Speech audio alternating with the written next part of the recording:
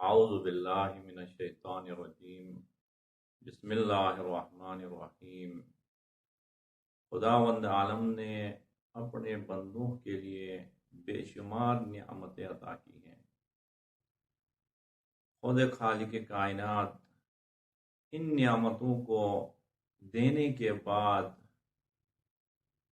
اپنے بندوں سے مخاطب ہو کے فرماتے ہیں وَإِن تَعُدُّوا نِعْمَةَ اللَّهِ لَا تُحْصُوهَا، اے میرے بندو، میں نے آپ کے اوپر اتنے انعامات اور اتنے نعمات بھیجے ہیں، اگر آپ ان نعمتوں کو شمار کرنا چاہیں تو شمار نہیں کر سکتے۔ اور اسی لیے خداوند عالم بہت ساری آیات میں باقاعدہ حکم دے رہے ہیں اپنے بندوں کو کہ خداوند عالم کی نعمتوں کو یاد کریں۔ یا ایھا الذین آمنوا اذکروا نعمت اللہ علیکم، اے ایمان والو، آپ کی رب کی طرف سے آپ کے اوپر جو نعمتیں نازل ہو گئی ہیں ان کو یاد کرتے رہیں۔ انہی نعمتوں میں سے افضل ترین نعمت، اہم ترین نعمت دین کی نعمت ہے۔ عزیزان، خداوند عالم نے دین کی شکل میں ہمیں جو نعمت عطا کی ہے، اس سے عظیم اور اس سے بڑی کوئی نعمت نہیں ہو سکتی۔ اس دین کی نعمت کو وہ لوگ درک کر سکتے ہیں جن کے پاس دین جیسی نعمت نہیں ہے، وہ دین سے محروم ہے۔ اب چائنا میں دیکھیں، اتنی بڑی آبادی ہے اور دنیاوی طور پہ اتنی ترقی کرنے کے باوجود وہ نجاست اور پاکیت کو نہیں جانتے، وہ اپنے جسم کو پاک نہیں کر سکتے، وہ کس چیز کو کھانا ہے کس چیز کو نہیں کھانا ان کو پتہ نہیں ہے۔ اور دوسرے ممالک میں دیکھیں جو ظاہری طور پہ دنیاوی طور پہ اس وقت ترقی کر چکے ہیں، لیکن وہ دین نہ ہونے کی وجہ سے ماں باپ کے احترام کو نہیں جانتے، بہن بھائیوں کی عزت کو نہیں جانتے، ایک دوسروں کے ساتھ کس طرح ملنا ہے نہیں جانتے۔ باپ سے زیادہ وہ اپنے گھر میں کتے کو اہمیت دیتے ہیں، ماں باپ کو لے جا کے اولڈ ہوم میں رکھا ہے اور خود اپنے لیے کتوں کو لا کے گھر میں بسایا۔ یہ کس وجہ سے؟ دین نہ ہونے کی وجہ سے۔ اور میری گزارش یہ ہے عزیزان، کیونکہ دنیا نے بہت ترقی کی ہے، دنیا کی ترقی کو دیکھ کے ہم لوگ متاثر ہوتے ہیں، متاثر ہو کے بہت سارے کام ہم انجانے میں انجام دیتے ہیں۔ ان کاموں کو انجام دینے سے پہلے ہمیں دیکھنا چاہیے کہ دین کا حکم کیا ہے، کیونکہ ہمارے پاس ایک عظیم نعمت موجود ہے، اسی نعمت سے استفادہ کریں۔ دین کا نام یہ نہیں ہے کہ صرف نماز پڑھیں، صرف روزہ رکھیں، ماہ رمضان میں سال میں 1 مہینہ روزہ رکھیں، دن میں 5 مرتبہ نماز پڑھیں اور زندگی میں 1 دفعہ حج پہ جائیں۔ صرف یہ دین نہیں ہے، یہ دین کے کچھ احکامات ہیں جن پہ ہم عمل کرتے ہیں، بلکہ دین انسان کی پوری زندگی میں، دنیا میں آنے سے قبر تک جانے تک ہر قسم کے احکام کو خداوند عالم نے دین کی شکل میں بیان کیا۔ انہی میں احکامات میں سے ایک بہترین حکم جو انسان کو حقیقت میں انسان بنا دیتی ہے، وہ آپس میں رابطے کا ہے۔ دین اجتماعیت کا نام ہے۔ دین میں خداوند عالم نے آپس میں رابطے کے لیے بہت زیادہ تاکید کی، والدین سے رابطہ رکھنے کا، بہن بھائیوں کے ساتھ آپس میں ارتباط میں رہنے کا، خود صلہ رحمی کی اتنی تاکید ہے، اور آپس میں معاشرے میں ایک دوسروں کے ساتھ ہمسائے کے حقوق، نماز میں مسجد میں پہنچنا، نماز جمعے کے اجتماع میں پہنچنا، یہ سارے اجتماعیت کو بیان کیا، لیکن اجتماعیت کو بھی حد و حدود میں رکھا ہے۔ خداوند عالم اجتماعیت کی اتنی تاکید کر رہے ہیں کہ دن میں 5 مرتبہ آگے اکٹھے ہو جائیں، لیکن اس کے باوجود خداوند عالم پھر محرم اور نامحرم کے آپس میں ملنے کو کبھی پسند نہیں کیا ہے، اور کسی صورت میں بھی خداوند عالم راضی نہیں ہے کہ محرم اور نامحرم آپس میں مخلوط سسٹم چلائے۔ اسی لیے خداوند عالم نے قرآن مجید میں متعدد آیات میں ان کے درمیان فاصلے رکھنے کی تاکید کی ہے۔ کچھ آیات میں خداوند عالم نے آپ کے گھر میں، آپ کے علاقے میں، آپ کے خاندان میں کچھ خواتین آپ کے لیے محرم ہیں اور کچھ خواتین کے لیے کچھ مرد محرم ہیں، ان کو خداوند عالم نے بیان کیا، اور ان سے ہٹ کے جو ہیں وہ نامحرم ہیں۔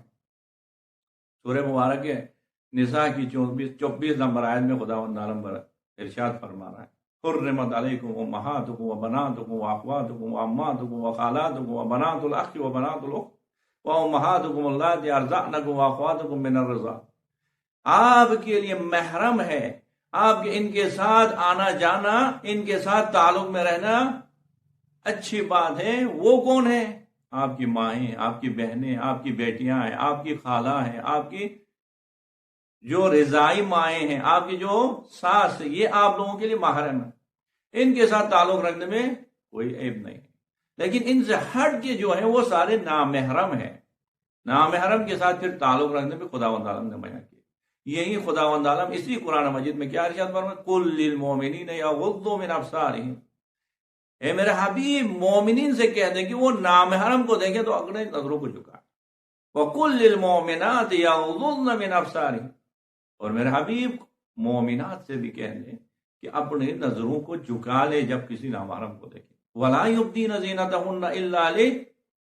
اور اپنے زینت کو خواتین سے خاص طور پہ خداوند تعالیٰ مخاطب ہو کے فرماتے کہ اپنے زینتوں کو نامحرم کے لیے نہیں دکھائیں. اب اتنی تاکید ہے محرم نامحرم کی، اور کوئی تیسرا گروہ نہیں ہے. ایک ہے محرم، ایک نامحرم. اس طرح نہیں کہ نامحرم میں پھر ایک دور کا نامحرم اور ایک نزدیک کا نہیں. کچھ رشتے دار ہیں ٹھیک ہے، لیکن وہ آپ کی محرم نہیں ہے. جیسے کزنس ہے، یہ چچا کا بیٹا ہے، یہ ماموں کا بیٹا ہے، خود مامی ہے، خود چچی ہے. یہ آپ کے لیے رشتے دار ہیں لیکن آپ کے محرم نہیں ہیں. آپ ان کے ساتھ ہاتھ نہیں ملا سکتے، حرام ہے. آپ ان کے ساتھ بیٹھتے وقت حد سے زیادہ باتیں نہیں کر سکتے. ضرورت سے زیادہ باتیں کرنا حرام ہے. ہنسی مذاق کے غیر ضروری باتیں کرنا حرام. ٹھیک ہے رشتے داری ہے لیکن نامحرم ہے.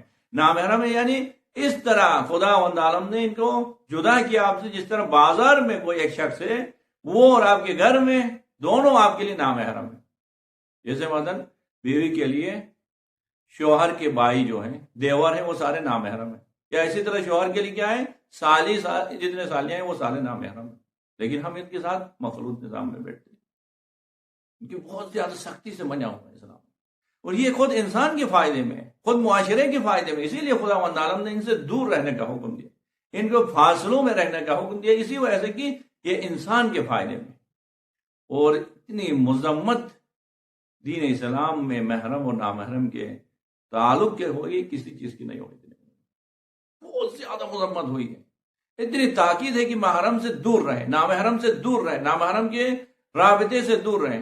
کہ خداوند عالم قرآن مجید میں سورہ مبارک نساء، سورہ مبارک نور کی 31 نمبر آیت میں ان فاصلوں کو ذکر کرتے ہوئے کیا فرماتے ہیں؟ نامحرم خواتین سے فرماتے ہیں وَلَا يَضْرِبْنَ بِأَرْجُلِهِنَّ لِيُعْلَمَ مَا يُخْفِينَ مِنْ زِينَتِهِنَّ. اے پیغمبر خدا کی امت میں جو پیغمبر خدا کی کلمہ پڑھنے والی خواتین، آپ سے خالق مخاطب ہو گئے. جس خالق نے ہمیں پیدا کیا، اس نے دین کی شکل میں نعمت دیا ہے، اسی دین کا یہ حکم ہے کہ وَلَا يَضْرِبْنَ بِأَرْجُلِهِنَّ. اب جب راستے چلتے ہیں خواتین تو خداوند تعالیٰ حکم دے کہ اپنے پاؤں کو زمین پہ اس طرح مت ماریں کہ لِيُعْلَمَ مَا يُخْفِينَ مِنْ زِينَتِهِنَّ، کہ آپ کی زینت دوسروں کو نظر آ جائے. یعنی آپ زمین پہ جب مارتے ہیں پاؤں کو تو آپ کے پاؤں کے ٹامپوں کی آواز ایسی نہ ہو کہ دوسروں کے ذہن میں کچھ چیزیں پیدا ہو جائے، شکوک و شبہات پیدا ہو. یعنی خداوند عالم کیا کہہ رہے ہیں؟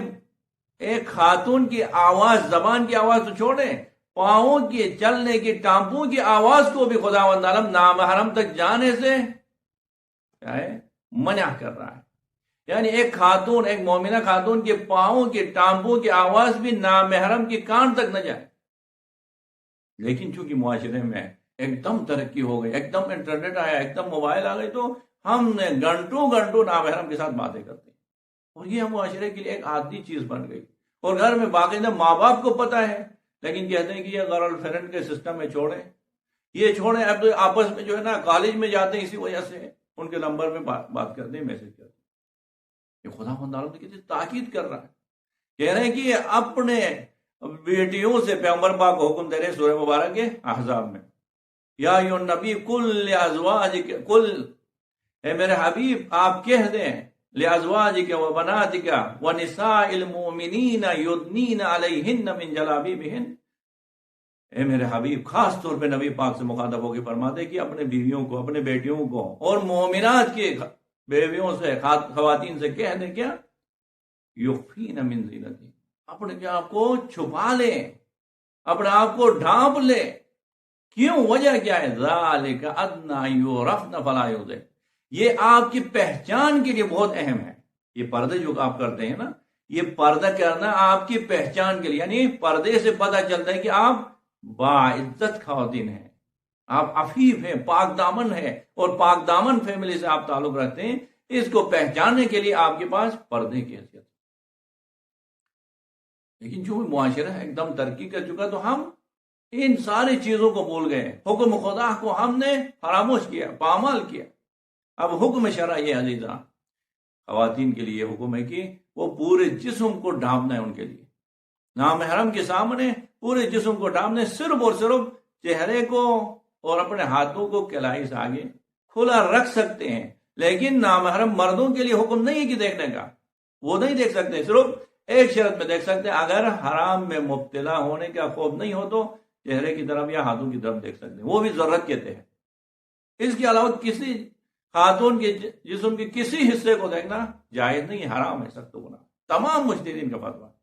اور خواتین صرف اور صرف چہرے کو اور اپنے ہاتھوں کو کلائی سے آگے نامحرم کو دکھا سکتے ہیں، لیکن اس شرط کے ساتھ کہ ہاتھوں میں اور چہرے میں زینت نہ کی ہو، یعنی میک اپ نہیں کیا ہو، یا ہاتھوں پہ جو ہے نا انگوٹھی نہیں پہنی ہو، یا ہاتھوں پہ جو ہے نا اور کوئی ایسی چیز جس کی وجہ سے دوسروں کی نظر کو جلب کرتے ہیں، ایسی چیز نہیں کی ہو، پھر دکھا سکتے۔ اگر ایسے کوئی جو نے زینت کی ہے یا میک اپ کی ہے تو پھر نامحرم کو چہرہ بھی دکھانا حرام ہے۔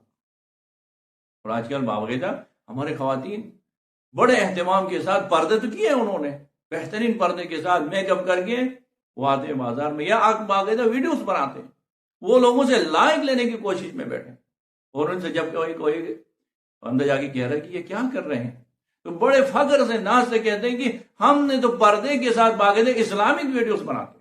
اللہ اکبر، اسلام کے نام کو ہم کہاں پہ استعمال کر رہے ہیں؟ آپ دیکھیں، میں ان خواتین کو، ان بہنوں کو ایک پیغام دے رہا ہوں۔ مسجد نبوی ہے میری بہنیں، معاشرہ نے نا ہمیں غفلت کا شکار بنا دیا، ہم غفلت کے پردے ہمارے کیا ہیں، عقلوں کے اوپر آ چکے۔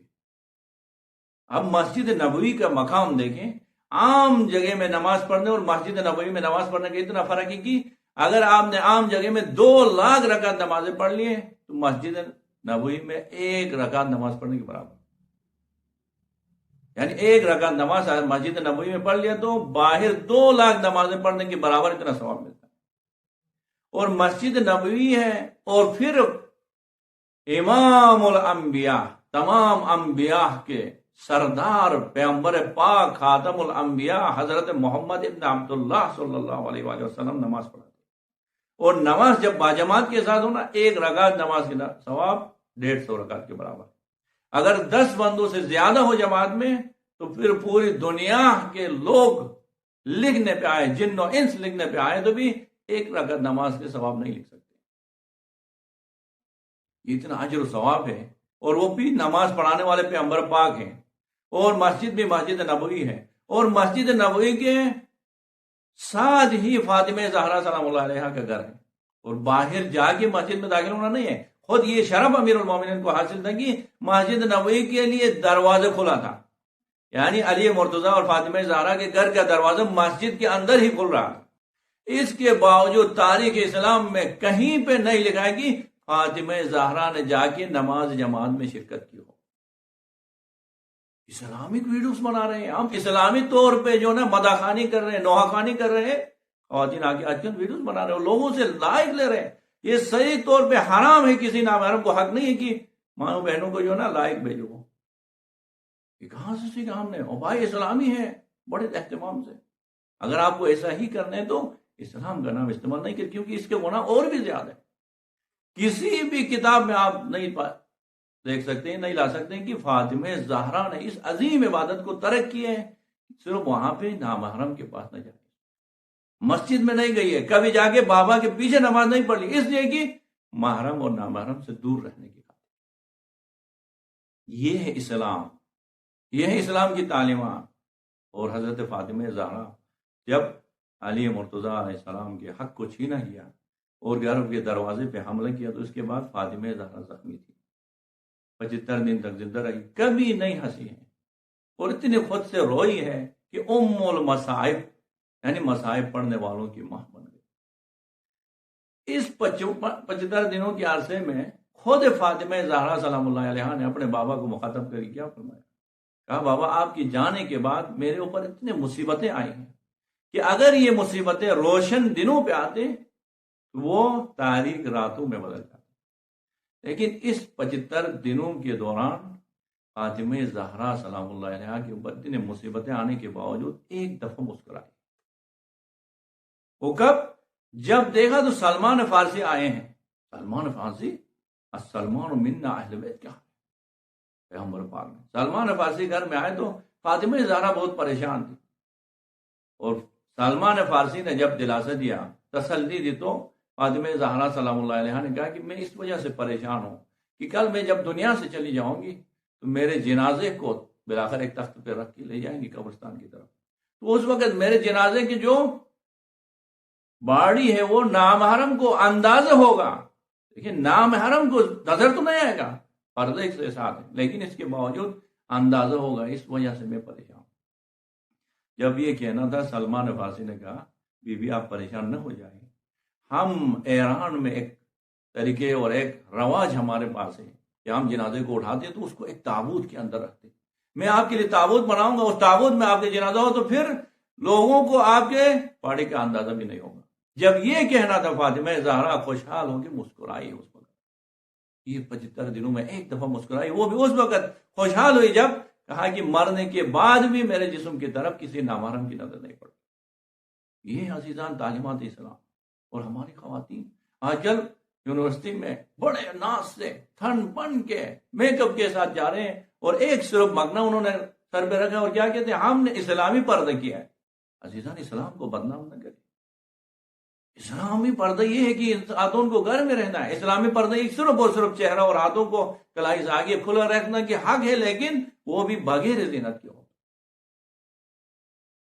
عزیزان خدا وند عالم نے یہی حکم دیا، حتیٰ یہ محرم نامحرم کا اتنا خدا وند عالم نے لحاظ رکھا ہے کہ آپ پورے دین اسلام میں کہیں پہ آپ کو کوئی عالم دین آپ کو نہیں بیان کرے گا کہ ایک نابالغ بچے کے لیے بھی کوئی حکم ہو. ایسا نہیں ہے. اسلام کی تعلیمات میں نابالغ کے لیے کوئی حکم نہیں ہے. وہ رفیع القلم ہے، ان سے جو نا سزا اور جزا کو اٹھایا گیا ہے، نہ ان کو ثواب ہے نہ ان کو گناہ ہے. بالغ ہونے تک وہ کوئی گناہ کرے تو کوئی مسئلہ نہیں، ان کے اوپر نہ نماز فرض ہے نہ روزہ فرض ہے، کچھ نہیں. لیکن پورے قرآن مجید میں آپ دیکھیں ایک ہی حکم نامحرم کے اوپر بھی ہے. نابالغ بچوں کے اوپر بھی خدا وند عالم نے ایک حکم لگا دیا ہے. یہ آپس میں رابطے کی وجہ سے یہ اتنی اہمیت کے حامل ہے کہ محرم نامحرم کا رابطہ، مرد اور خواتین کے آپس میں جدا رہنا اتنا اہم ہے خدا کے نزدیک کہ خدا وند عالم حکم دے رہا ہے. کیا کہہ رہے ہیں؟ سورہ مبارک ہے نور میں خدا وند عالم ارشاد فرمایا یا ایھا الذین آمنو، اے ایمان والو، لیستأذنکم الذین ملکت ایمانکم والذین لم یبلغوا الحلم منکم 3 مرات. اے ایمان والو، آپ کے گھر کے جو غلام ہیں کنیز ہیں وہ، اور آپ کے گھر میں جو آپ کے بچے ابھی نابالغ ہیں، 10 سال کے ہیں 7 سال کے ہیں، وہ آپ کے کمرے میں داخل نہ ہو. یعنی ماں باپ کے کمرے میں بیٹے کو داخل ہونے کے حق نہیں ہے، بیٹی کو داخل ہونے کا حق نہیں ہے. کب؟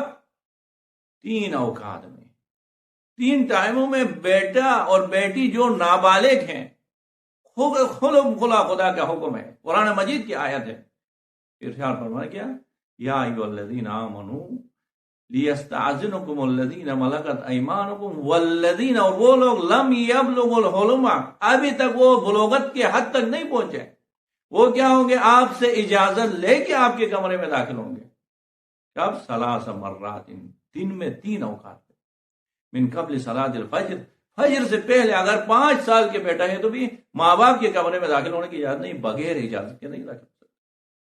6-7 سال کی بیٹی ہے تو بھی وہ الگ سے سوئے گی، الگ کمرے میں، اور ماں باپ کے کمرے میں داخل ہونا تو اجازت لے کے داخل من قبل صلاۃ الفجر وحین تضعون ثیابکم من الظہیرۃ، اور ظہر کے بعد، جب ظہر کے بعد انسان شام ٹائم آرام کر رہا ہے گھر میں، تو والدین کے کمرے میں، ماں باپ کے کمرے میں ان بچوں کو جو نابالغ ہیں ان کو داخل ہونے کی اجازت نہیں، بغیر اجازت کے داخل نہیں ہو سکتے۔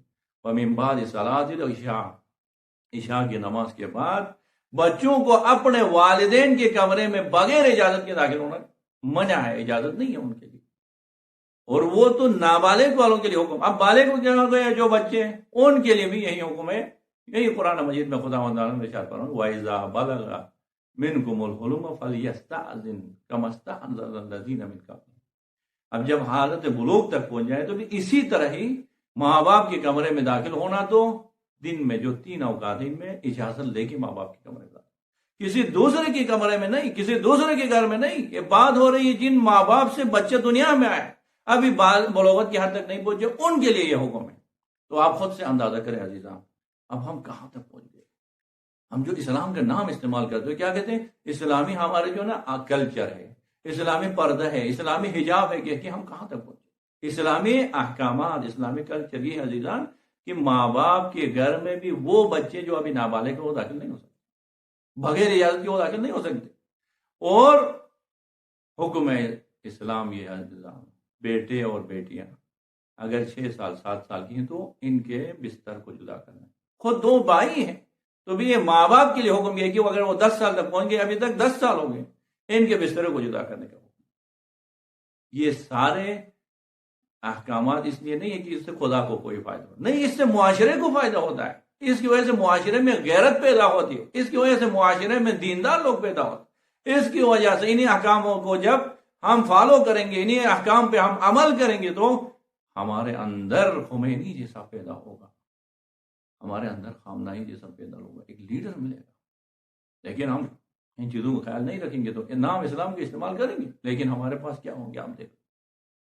اسی لیے عزیزان، حکم خدا یہ ہے کہ آپس میں اجتماع کے ساتھ رہیں، آپس میں جو ہے رابطے میں رہیں، لیکن رابطے کو بھی حد و حدود کے ساتھ، اور خصوصاً محرم نامحرم کا خیال رکھیں۔ پروردگار عالم کی درگاہ میں دعا گو ہوں کہ خدا ہم سب کو دینی احکام کو سمجھ کے ان پہ عمل کرنے کی توفیق نصیب فرمائے۔ وصلی اللہ علی محمد وآلہ الطیبین الطاہرین، اللہم صلی علی محمد وآلہ